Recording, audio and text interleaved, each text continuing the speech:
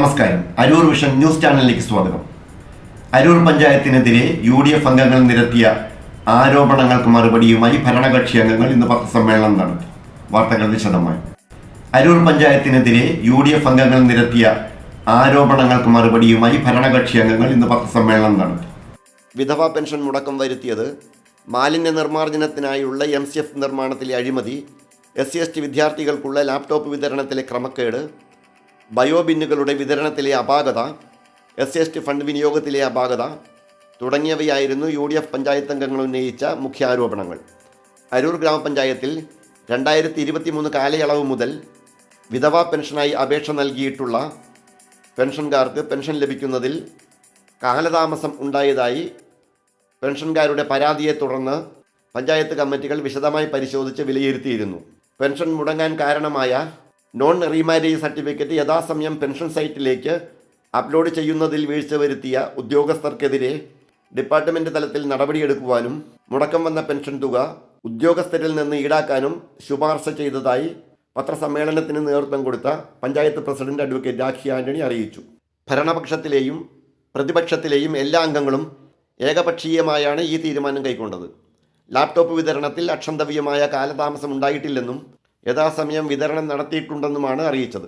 ബയോബിന്നുകൾ വിതരണം ചെയ്തതിലും MCF നിർമ്മാണത്തിലും SC/ST fund കൈകാര്യം ചെയ്തതിലും യാതൊരു അപാകതയും അഴിമതിയും തെളിയിക്കാൻ പ്രതിപക്ഷത്തിനായിട്ടില്ല എന്നും ഭരണപക്ഷം വാദിക്കുന്നു. ഒരു മാസത്തോളമായി പ്രതിപക്ഷം അംഗങ്ങൾ ഭരണസമിതിക്കെതിരെ നടത്തുന്ന ആസൂത്രിതമായ സമരത്തെക്കുറിച്ച് കൃത്യമായ കാര്യങ്ങൾ ജനങ്ങളെ അറിയിക്കുക എന്ന ലക്ഷ്യത്തോടെയാണ് നമ്മളിത് വിളിച്ചിട്ടുള്ളത്.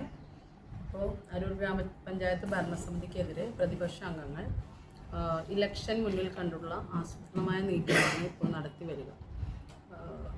അരൂർ ഗ്രാമപഞ്ചായത്തിൻ്റെ ഭരണം തുടങ്ങിയിട്ട് ഏകദേശം 4.5 വർഷം പൂർത്തിയാക്കി വരികയാണ്. ഇതിനു മുമ്പ് ഒന്നുമില്ലാത്ത വണ്ണം ഓരോ കളവായ കാരണങ്ങൾ കണ്ടെത്തിക്കൊണ്ടുള്ള ആസൂത്രിതമായ നീക്കമാണ് ഇപ്പോൾ പ്രതിപക്ഷം നടത്തി വരുന്നത്.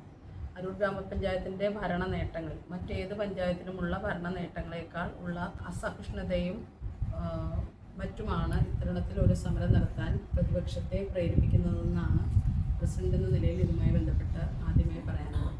പ്രതിപക്ഷം ഉയർത്തിയ പ്രധാനപ്പെട്ട 4 വിഷയങ്ങൾ MCF, SC fund, pension, biobin എന്നിവയാണ് പ്രതിപക്ഷം കഴിഞ്ഞ ദിവസം സമരം നടത്തിയതിൽ പ്രധാനമായും എടുത്തു പറഞ്ഞിട്ടുള്ളത്. അതിൽ ഒന്നാമതായി പറയുന്ന MCFനെ കുറിച്ച് തന്നെ പറഞ്ഞു തുടങ്ങുമ്പോൾ ഗ്രാമപഞ്ചായത്തിൻ്റെ ഏറ്റവും വലിയ വികസന നേട്ടമായി എടുത്തു പറയത്തക്ക MCFൻ്റെ നിർമ്മാണവുമായി ബന്ധപ്പെട്ട് ഈ പറയുന്ന പ്രതിപക്ഷ അംഗങ്ങൾ ആരും തന്നെ അതിൻ്റെ ഉദ്ഘാടന വേളയിൽ പോലും പങ്കെടുക്കാതെ നിരവധി സമരങ്ങളുമായി അരൂർ ഗ്രാമപഞ്ചായത്തിൽ MCF വരരുത് എന്ന ഒരു ഗൂഢലക്ഷ്യത്തോടെ പ്രവർത്തിച്ചിട്ടുള്ള വിവരം സാധാരണക്കാരായ ഓരോ ജനങ്ങൾക്കും ഈ നാട്ടിൽ അറിയാവുന്നു. വാർഡ് മെമ്പർ പോലും അതിനെതിരായി നിന്ന് പങ്കെടുക്കാതിരുന്ന ഒരു ചടങ്ങാണ് അന്നവിടെ നടത്തപ്പെട്ടത്.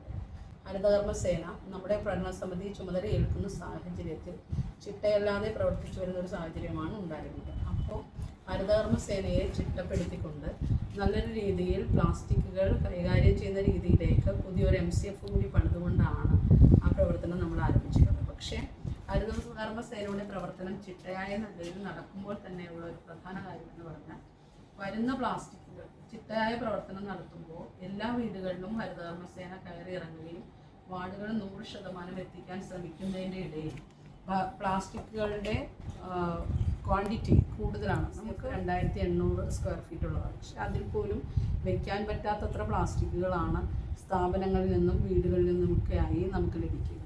ബെയിലിംഗ് മെഷീൻ പ്രവർത്തിച്ച് തുടങ്ങുന്നതോടുകൂടി തന്നെ നമുക്ക് കൃത്യമായ രീതിയിൽ അതിൻ്റെ മാലിന്യ സംസ്കരണം അത് നല്ല രീതിയിൽ കയറ്റി അയക്കാനും തിരിഞ്ഞു കൊണ്ടുപോകാനും സാധിക്കുന്ന സ്ഥിതിയിലേക്ക് ഉടനെ തന്നെ നമുക്ക് MCF പ്രവർത്തനം ആരംഭിക്കാൻ കഴിയും.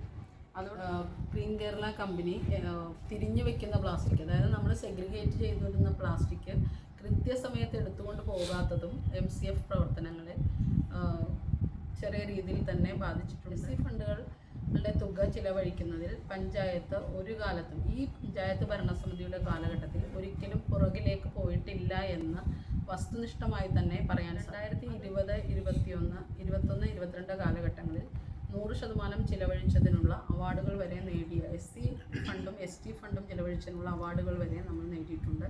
കഴിഞ്ഞ വർഷവും അത് 100% പദ്ധതി വിഹിതം ചെലവഴിക്കാൻ SC ഫണ്ടും ST ഫണ്ടും ജനറൽ ഫണ്ടും ചെലവഴിക്കാൻ അരൂർ ഗ്രാമപഞ്ചായത്ത് ഭരണസമിതിക്ക് ആയിട്ടുണ്ട്. SC ഫണ്ട് കൂടാതെ ഓൺ ഫണ്ട് കൂടി വെച്ച്, കാരണം അംഗങ്ങളുടെ എണ്ണം കൂടുതലാണ്, അവർക്ക് കൂടി ലഭ്യമാക്കുന്ന രീതിയിൽ ചിലവഴിച്ചിട്ടുള്ള ഏക പഞ്ചായത്ത് അരൂർ പഞ്ചായത്ത് ആയിരിക്കും എന്നതിൽ ഒരു സംശയം. SC ഫണ്ട് ഉപയോഗിച്ച് റോഡ് നിർമ്മിക്കണം എന്നല്ല മാനദണ്ഡത്തിൽ പറഞ്ഞിട്ടുള്ളത്.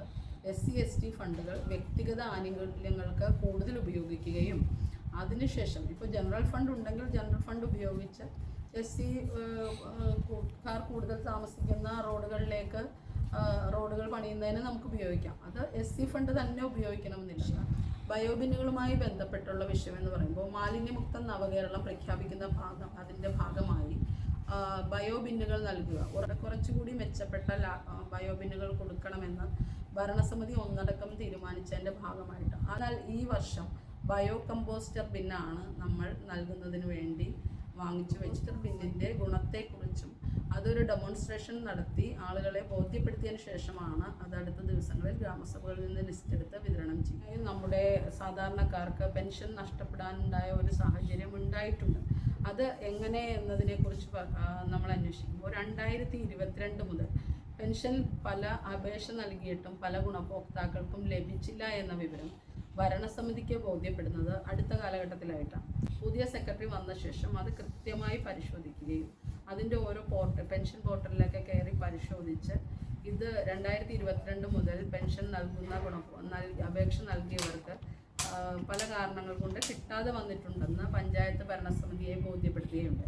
സെക്രട്ടറിയുടെ റിപ്പോർട്ടും സെക്രട്ടറിയുടെയും നോഡൽ ഓഫീസറായ അസിസ്റ്റന്റ് സെക്രട്ടറിയുടെയും പെൻഷൻ ക്ലർക്കായ സഫീറിൻ്റെയും ആൻസിയുടെയും എല്ലാം റിപ്പോർട്ടുകൾ പരിശോധിച്ചുകൊണ്ട് അതിൽ വീഴ്ച വരുത്തിയിട്ടുണ്ട് എന്ന് കണ്ടെത്തിയിട്ടുള്ളതാണ്. കണ്ടെത്തിയതിൻ്റെ അടിസ്ഥാനത്തിൽ 13-ാം തീയതിയിലെ പഞ്ചായത്ത് കമ്മിറ്റി ഇത് 2022 മുതൽ പെൻഷൻ നൽകുന്നതിൽ വീഴ്ച വരുത്തിയ അന്ന് പെൻഷൻ്റെ സെക്ഷൻ കൈകാര്യം ചെയ്തിരുന്ന ക്ലർക്കായ ശ്രീ സഫീറിനെതിരെയും ആരാണോ അവരിൽ നിന്ന് പൈസ ഈടാക്കി ഇതുവരെ നഷ്ടപ്പെട്ടിട്ടുള്ള പെൻഷൻ കുറ്റക്കാരായ ഉദ്യോഗസ്ഥരിൽ നിന്ന് വാങ്ങി അവർക്ക് നൽകുന്നതിനും നിർദ്ദേശിച്ചുകൊണ്ടും അവർക്കെതിരെ ശിക്ഷാ നടപടികൾ നൽകുന്നതിനും ഡയറക്ടർക്ക് കത്ത് നൽകുന്നതിനും തീരുമാനിച്ചിട്ടുണ്ട്. 2024 ഡിസംബർ 31-നാണ് പുനർവിവാഹിതര അല്ല എന്ന സർട്ടിഫിക്കറ്റ് നിരവധി കാരണങ്ങൾ കൊണ്ട് പെൻഷൻ ലഭിച്ചിട്ടില്ല എങ്കിൽ അത് കൃത്യമായി പരിശോധിക്കേണ്ടിയിരുന്ന സെക്രട്ടറിമാരായ ശ്രീ സിറോഷ്,